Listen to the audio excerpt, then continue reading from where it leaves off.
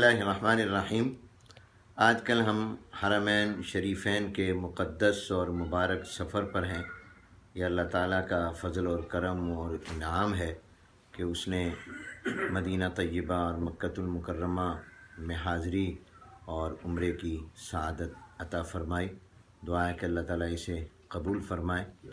حرمین شریفین کا سفر در حقیقت قبلتین کا سفر ہے، اور انسان غور کرے تو مدینہ طیبہ اور مکۃ المکرمہ یہ دونوں ہمارے ایمانی روحانی وطن ہیں، مرکز ہیں۔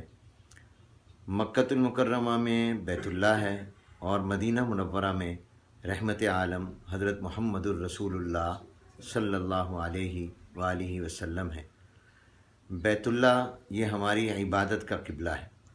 دنیا میں ہم کہیں بھی ہوں، کسی بھی جگہ ہوں، جب بھی نماز پڑھیں گے تو ہمیں بیت اللہ کی طرف رخ کرنا ہوگا۔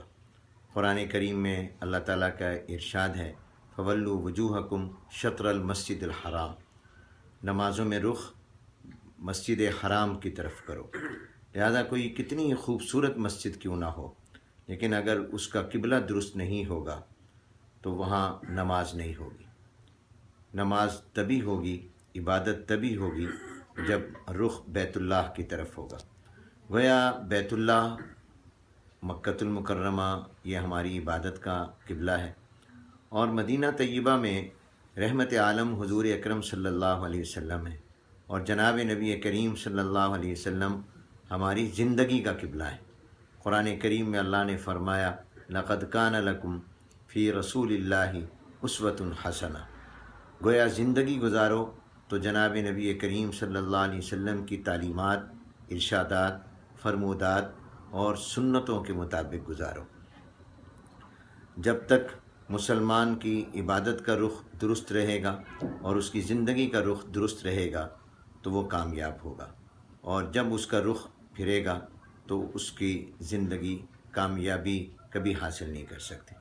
آج ہمیں سوچنا ہے کہ آیا ہم نے اپنی زندگی کا قبلہ تبدیل تو نہیں کر لیا، رخ تو تبدیل نہیں کر لیا، اور اسی وجہ سے ہمیں آج مسائل اور مشکلات اور پریشانیوں کا سامنا تو نہیں ہے۔